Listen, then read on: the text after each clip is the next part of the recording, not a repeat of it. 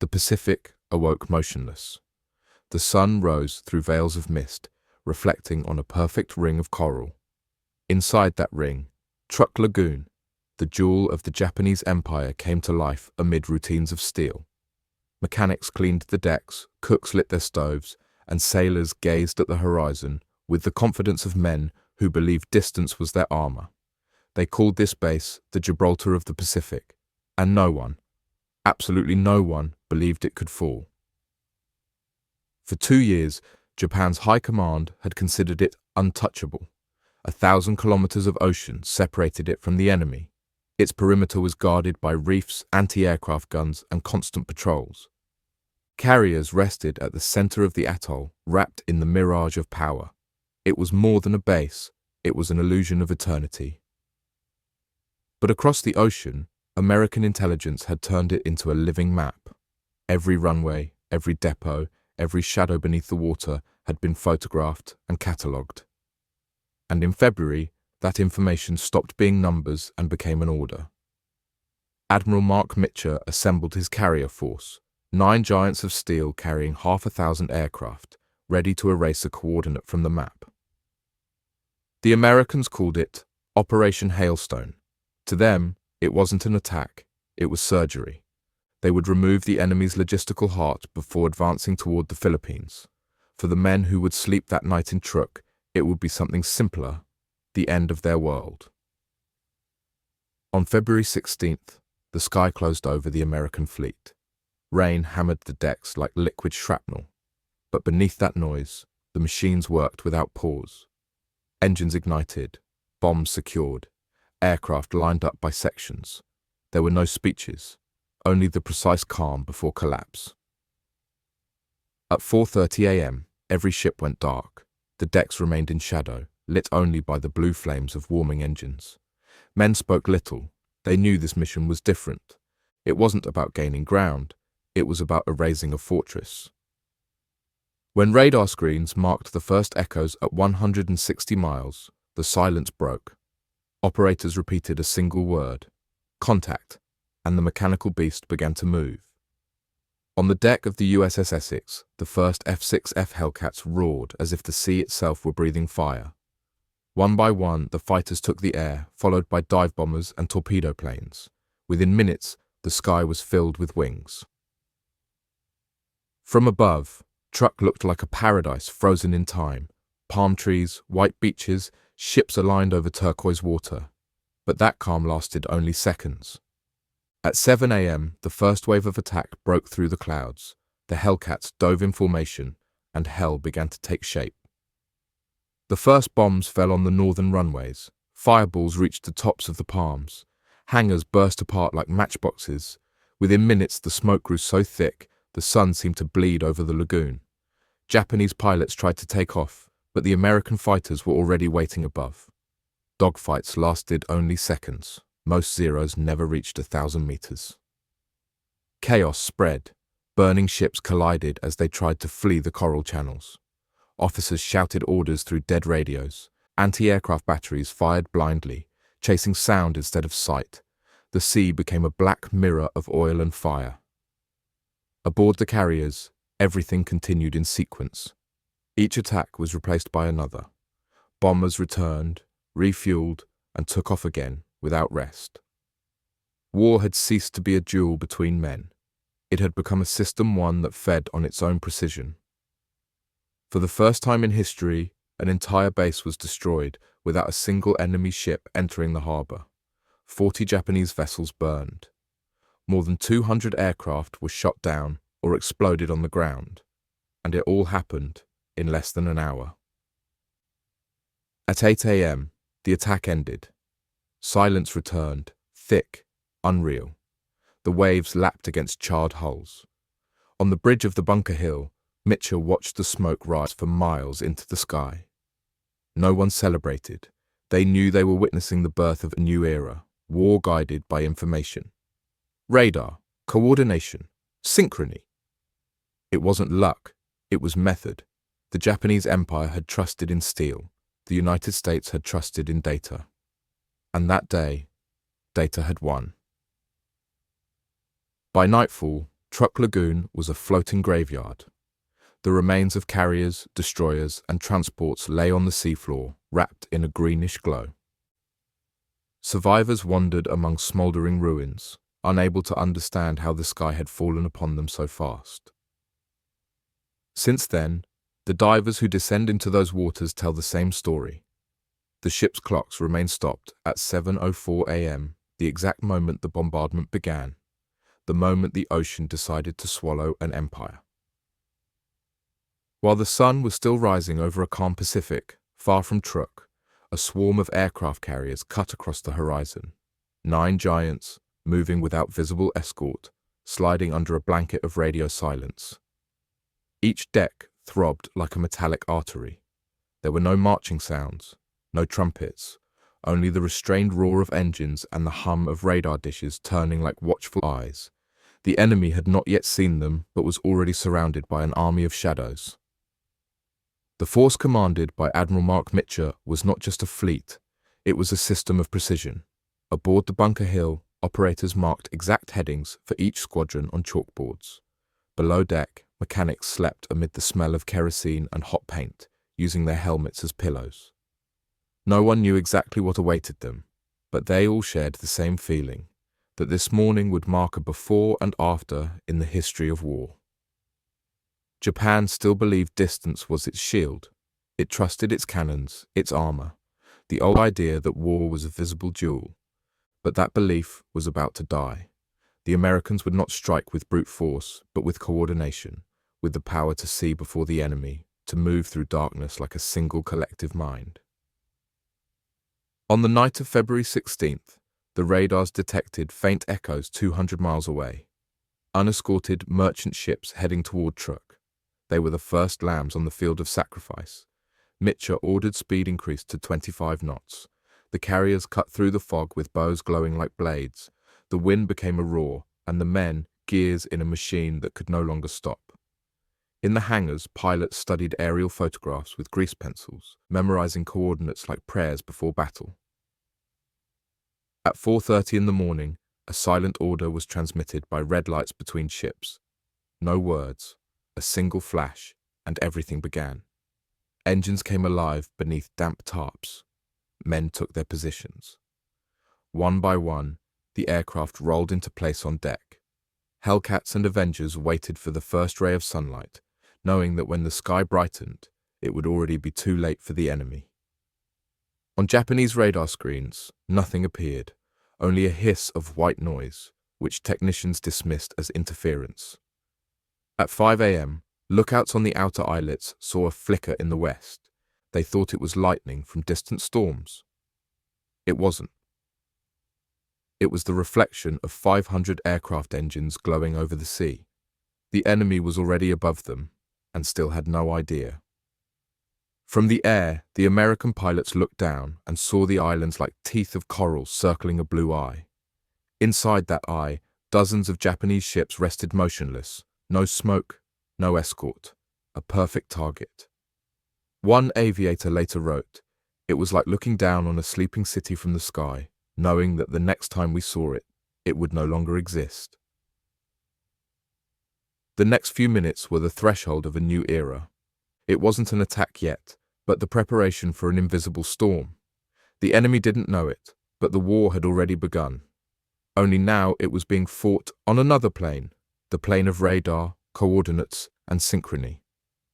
At 5:45, the machine was ready. Every squadron knew exactly where its first bomb would fall. The carriers turned into the wind. A flash of white light crossed the fleet. The launch signal. And then, the sky roared. The dawn arrived, wrapped in deceptive silence. Above the ring of coral, the sky began to turn a metallic blue, and the clouds opened like luminous wounds. On the surface, Japanese sailors went through their routines, boiling water, lighting cigarettes, scrubbing decks. No one looked west. No one imagined that the day now breaking would be the last they would ever see alive. At 7,000 meters, the Hellcats sliced through the mist like black arrows. The low sun reflected on their wings like a promise of steel. The pilots remained silent, eyes fixed on synchronized watches. At exactly 7 o'clock hours, the squadron leader pressed his radio switch. Attack formation. It was the last phrase before the sky burst into fire. The first bombs fell on the northern runways. Hangars exploded in orange columns of smoke rising like towers. Shockwaves rippled across the lagoon. Palm trees bent as if the air itself were breaking apart. Within seconds, alarms screamed across the base. But it was already too late. Hell had descended from the sky and there was no shelter in any direction. Japanese pilots ran towards their aircraft as explosions shook the ground beneath their feet. Some tried to take off between craters and shrapnel, but the American fighters were already there, diving from above. Tracer rounds crossed the sunrise like threads of white light. Every plane that managed to lift off was shot down before reaching 500 meters. Flames reflected on the water, creating the illusion of a second sun beneath the lagoon. The destroyers anchored at the center tried to move. The noise of their anchor chains mixed with the screams of their crews. The cruiser, Katori, took the first hits. 3 bombs split it in two, sending black smoke billowing across the horizon. Beside it, the transport Nishin Maru burned from bow to stern. The surface of the water boiled with fire and fuel. The smell of scorched metal and burning oil stretched for miles. The Japanese responded with everything they had: anti-aircraft guns, machine guns, even rifles. They fired blindly into the sky, never seeing the enemy. Bursts of gunfire drew erratic lines between the clouds, searching for an invisible target. From above, the American pilots barely noticed the return fire. They only saw scattered flashes, like fireflies trapped inside a storm. The torpedo bombers descended, skimming so low their propellers sliced the tops of the waves. At that distance, they could see the faces of the men aboard the Japanese ships. Some screamed, others just stared, frozen, as the torpedoes entered the water and advanced toward them, leaving white trails of foam. Seconds later, impact. An explosion, and then another. The sea rose in black columns that swallowed everything afloat. In the skies, the second wave arrived from the east. Hundreds of planes formed a living cloud. The noise was deafening, a continuous vibration that made the air tremble. Japanese observers believed there were more than 1,000 aircraft.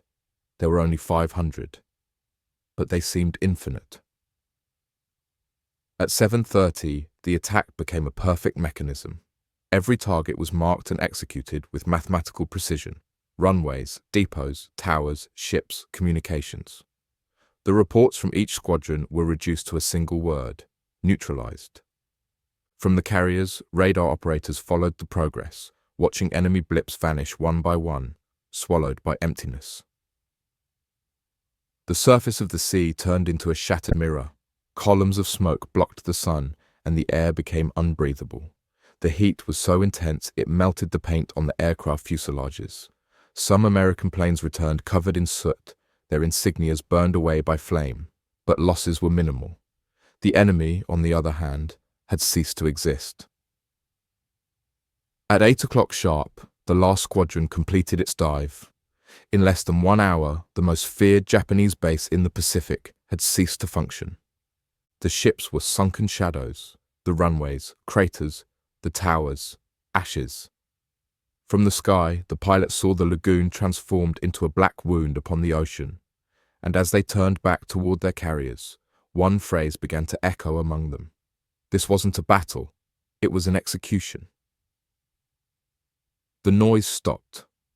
For an instant, the sky over Truk hung suspended, as if the war itself were holding its breath. The pilots climbed through columns of smoke, leaving behind an ocean covered in fire. Below them, the remains of an empire floated like grey skeletons, and on the American fleet's radar screens, enemy signals began to vanish one by one, until only a faint static hum remained, the most expensive silence in history.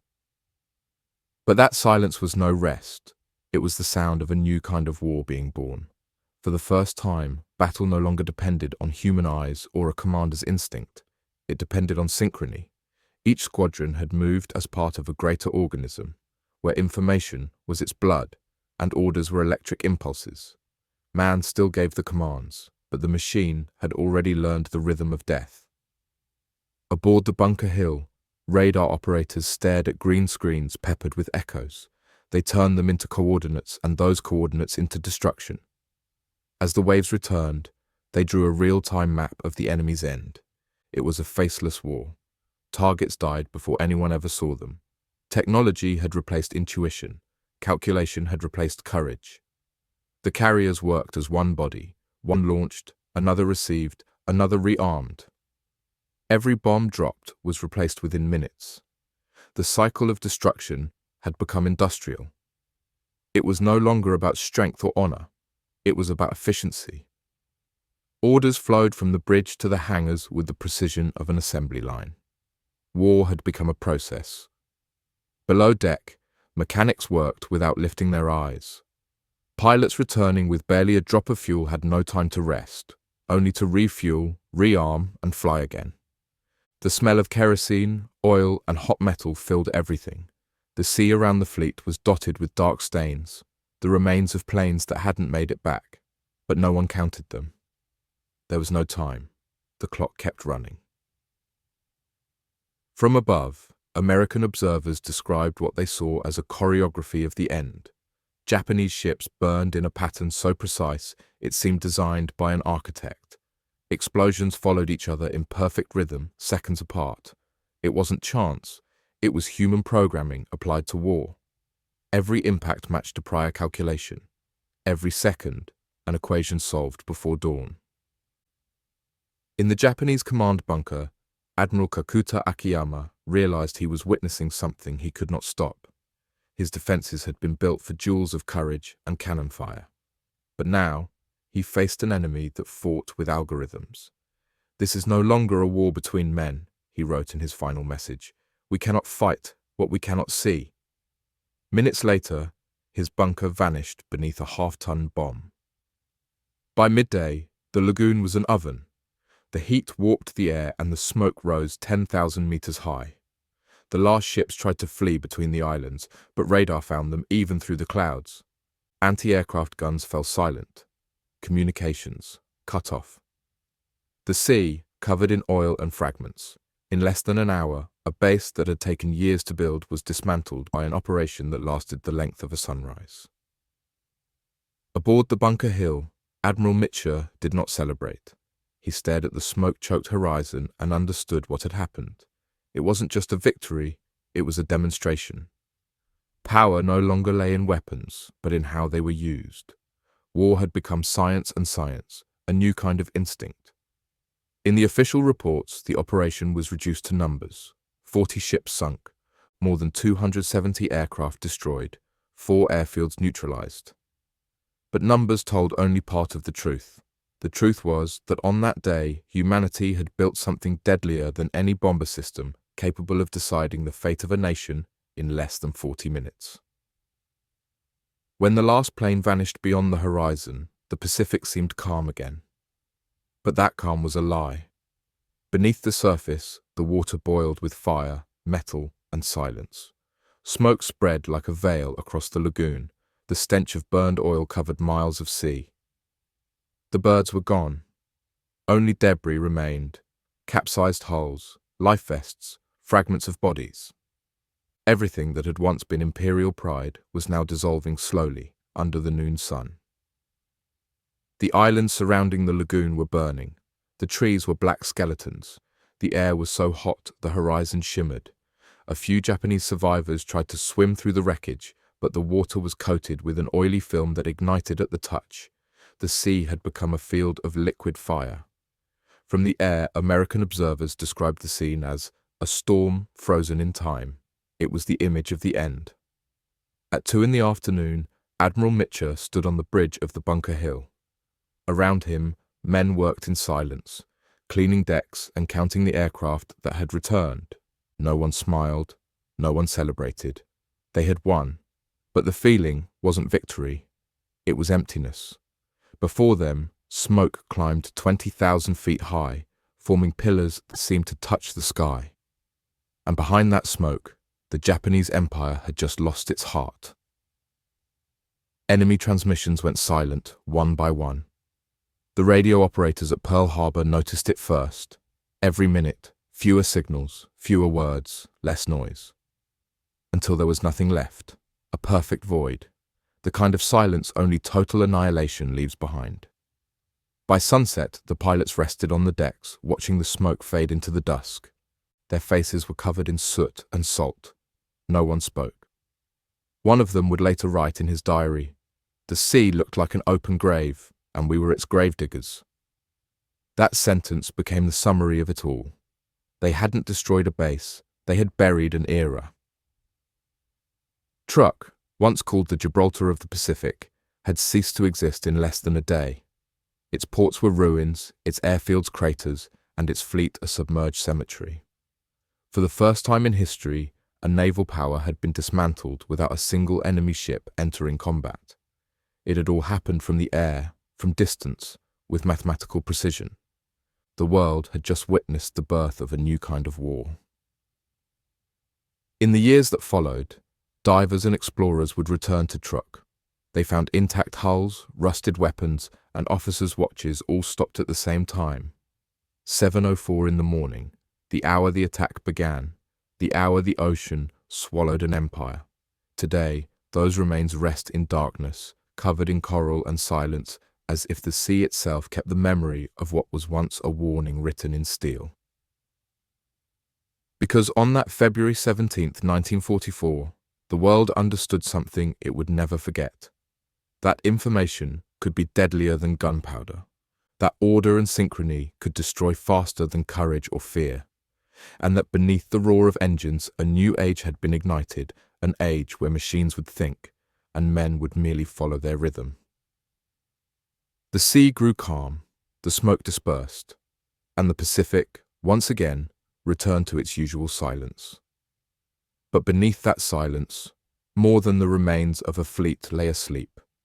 It was memory of the day mankind stopped fighting as warriors and began to fight as a system.